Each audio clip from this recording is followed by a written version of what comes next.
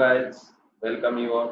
जैसा कि आपको पता है सीबीएसई के जो एग्जाम्स थे 1 जुलाई से 15 जुलाई तक जो होने वाले थे, जो कोरोना की वजह से नहीं हुए थे, वो फिर से कैंसिल हो गए हैं। वो कल ही यानी कि 25 को ही वो न्यू चीजें मार्किंग स्कीम्स और कब आएगा रिजल्ट, वो सीबीएसई ने अपने लेटर पैड पे अपने वेबसाइट पे डाल दिया है।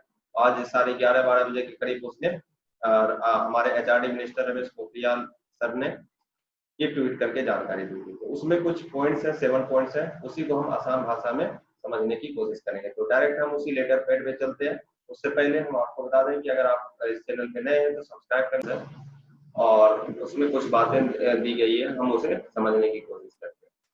पहला जो है, examination for classes 10 and 12 which are scheduled from 1 July to 15 July, है ना, 1 July to 15 July stand cancel, उसे कैंसिल कर दिया गया है, ये बोला गया है। दूसरा पॉइंट कह रहा है असेसमेंट ऑफ द परफॉर्मेंस, है ना, assessment of the performance of the students in the cancelled examination will be done based on the assessment schemes. अब ये असेसमेंट स्कीम्स क्या है, इसी को समझना है। आज के वीडियो का मेन मतलब यही कि इसके असेसमेंट स्कीम को हमें समझना है ना। चलिए इसी को समझते हैं, क्या कह रहा है।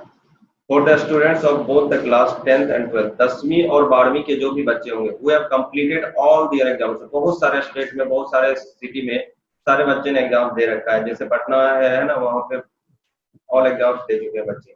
दियर results will be declared based on their performance in the examination. मतलब जिन्होंने, वो बच्चे साफ कहा गया कि वो बच्चे जिन्होंने सारे एग्जाम दे दिए हैं, उनके उसी परफॉर्मेंस के आधार पे रिजल्ट को डिक्लेयर किया जाएगा। पहला पॉइंट ये था। दूसरा, for students who have appeared in the examination more than, है ना, मोर देन 3 सब्जेक्ट, जिन्होंने 3 सब्जेक्ट से ज्यादा एग्जाम में अपीयर हुआ है। जैसे मान लीजिए आपने फिजिक्स, मान लीजिए आपने साइंस, है ना,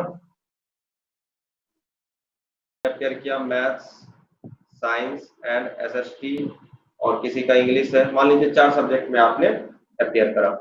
For students who have appeared in the examination in more than 3 subjects, the average of the marks obtained in the best 3 performance subjects will be awarded in the subject whose examinations have not been conducted. क्या जाएगा उस subject. For example simple भाषा में समझिए, यहाँ से मान लीजिए आपने इसमें 80 लाया है, इसमें 75 लाया है, इसमें आपने 70 लाया है, इसमें आपने 90 लाया है। तो कह रहा है कि इस 4 आपने 3 से ज्यादा सब्जेक्ट में अपेयर किया और इसमें इतने मार्क्स ला रहे हैं। तो बोला क्या गया है कि इस 4 में से जो बेस्ट 3 होगा, क्यों बेस्ट 3, यानी कि 80 प्लस 75 प्लस 90, ये जो बेस्ट 3 सब्जेक्ट है, इनके एवरेज आप ले लीजिए, है ना। इसके एवरेज लेने के बाद जो मार्क्स आपको मिलेंगे, और वही एवरेज मार्क्स बाकी जिस सब्जेक्ट का आपको एग्जाम नहीं हुआ है, उसके मार्क्स आपको ऐड हो जाएंगे। तो ये था आपका जो 3 से ज्यादा सब्जेक्ट में पार्टिसिपेट किया है। अब देखिए नेक्स्ट चीज देखिए, for students who have appeared in the examination only 3 subject, तो जो सिर्फ 3 सब्जेक्ट में, 3 या 3 से ज्यादा में नहीं, 3 ही सब्जेक्ट में अपीयर्ड हुए हैं, the average of the marks obtained in the best 2 performing subject. तो उस 3 में से जिसके बेस्ट 2 मार्क्स के सब्जेक्ट होंगे, जैसे मान लीजिए आप इसमें नहीं थे, है ना, आपने इंग्लिश में नहीं था, आपने 3 ही सब्जेक्ट में अपीयर करा, और इसके बेस्ट 2 कौन से हैं, आपके बेस्ट 2 आपके यहाँ पे दिख रहे हैं, ये दोनों आपके बेस्ट 2 है, 80 और 75। इसी दोनों का एवरेज जो होगा, बाकी जो भी एग्जामिनेशंस बचे हुए सब्जेक्ट्स हैं, उसका मार्क्स होंगे, यानी कि 80 प्लस 75/2 जो होगा, यही आपके जो एग्जाम आपने नहीं दिए हैं उसके मार्क्स है ना। इतने ही मार्क्स आपको मिलेंगे। ये तो था कि जो 3 सब्जेक्ट में अपीयर किया था, और बी ऑप्शन क्या था कि जिसने 3 से ज्यादा में किया था, तो 4 में सब्जेक्ट है ना में अपीयर करा है, तो उसका तो हो ही गया है। उसके अपने बेसिस पे जो भी मार्क्स आ रहे होंगे, उसी बेसिस पे उसको मार्क्स दिया जाएगा, ठीक है।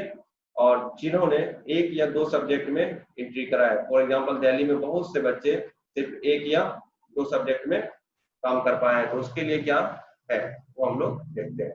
Very few students in class 12 mainly from Delhi, है ना, दिल्ली यहाँ पे दिया है। यहाँ पे जो है who have appeared in the examination in only 1 or 2 subjects, जो केवल 1 और 2 सब्जेक्ट में अपीयर्ड हुए हैं, their results will be declared based on performance in the appeared subject। तो मान लीजिए एक में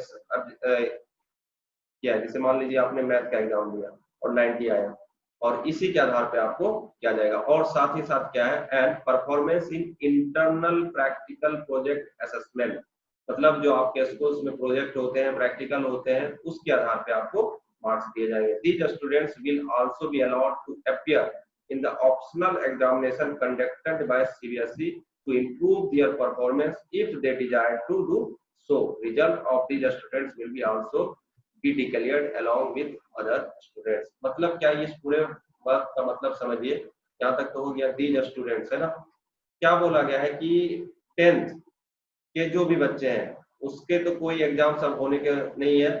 जो भी होगा, अगर 3 से ज्यादा सब्जेक्ट में है तो 3 सब्जेक्ट एवरेज दिया जाएगा, 3 सब्जेक्ट है तो 2 सब्जेक्ट के बेस्ट, 2 सब्जेक्ट के एवरेज उसके मार्क्स दिए जाएंगे।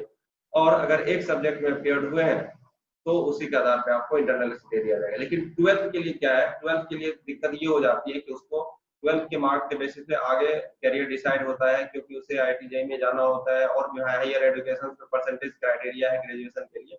तो उसके लिए क्या स्कीम लाया गया है कि आपको क्या है ना, कि वो तो सारे जो नंबर देने के सिस्टम वो तो है ही, लेकिन आपको एक अलग से इम्प्रूवमेंट का जो सब्जेक्ट आपका नहीं हुआ उसके इम्प्रूवमेंट देने का मौका मिलेगा, और वो आपका ऑप्शनल होगा। ऑप्शनल मतलब क्या हुआ कि आप चाहे तो वो दे सकते हैं और चाहे तो नहीं दे सकते हैं। और ये सारी बातें यहाँ पे लिखी गई है क्लास 12 के लिए कोड में। For class 12 CBSE will conduct an optional, है ना, optional examination in the subject whose examinations were scheduled to be conducted from, जिसका 1 से 15 जुलाई में सब्जेक्ट होना था वो तो कैंसिल हो गया, तो वैसे सब्जेक्ट का CBSE एक ऑप्शनल एग्जामिनेशन कंडक्ट करवाएगी। और जब आपका ये सब चीज ठीक होगा तो आएगा। Candidates whose results will be declared based on the assessment scheme, जो मैंने आपको पहले बताया, will be allowed to appear in these optional examination. ये सारे ऑप्शनल एग्जामिनेशन में वो अलाउड होंगे टू इंप्रूव देयर परफॉर्मेंस, अपना परफॉर्मेंस इंप्रूव करने के लिए। इफ दे विश सो, अगर वो ऐसा चाहते हैं तो आपको चूज करना पड़ेगा। देखिए ध्यान से सुनिएगा 12th का स्टूडेंट, आपको चूज करना पड़ेगा क्या आप 12th का इम्प्रूवमेंट देना चाहते हैं, ऑप्शनल एग्जामिनेशन देना चाहते हैं। तो अगर आपने चूज किया तो आपके रिजल्ट्स तो अभी डिसाइड हो जाएंगे, लेकिन आपको इम्प्रूवमेंट के लिए अलग से वो एग्जाम करवाया जाएगा। लेकिन यहाँ पे एक और बात है, however the marks obtained, clear कर लीजिए ना, however the marks obtained by the candidate in these optional examination will be treated as final for those who opted to take these examinations। मतलब ये बोला है कि अगर आपने ऑप्टेड किया है कि आपको ऑप्शनल एग्जाम्स देने हैं, तो आपका जो ऑप्शनल एग्जामिनेशन में मार्क्स आएगा वही आपका फाइनल मार्क्स होगा। ये नहीं कि मान लीजिए आपको असेसमेंट से ज्यादा आ रहा था, ऑप्शनल में कम आ गया तो असेसमेंट वाला होगा, ऐसा कुछ नहीं है। अगर आपने ऑप्शनल एग्जामिनेशन चूज किया है तो ऑप्शनल एग्जामिनेशन ही आपका फाइनल मार्कशीट में आएगा। और मान लीजिए जो बच्चे नहीं चूज करते, वो कहते हैं नहीं हमें दे दो, जितने असेसमेंट है इसी पे दे दो मार्क्स, तो उससे उसका मार्क्स यहीं पे डिसाइड हो जाएगा। ठीक है। For candidates in class 10, no further examination will be conducted and the result declared by CBSE on the basis of parameter 7। जो आपको मैंने 7 में बताया उसके आधार पे आपको 10th के मिल जाएंगे, लेकिन 12th के लिए ऑप्शनल एग्जाम होगा। अगर आप चूज करते हैं तो आपके ऑप्शनल में जो भी मार्क्स आएंगे वही आपका फाइनल मार्कशीट होगा। अगर आप चूज नहीं करते हैं तो आपको जो इस समय रिजल्ट आएगा वही आपका फाइनल मार्क्स लिखा जाएगा।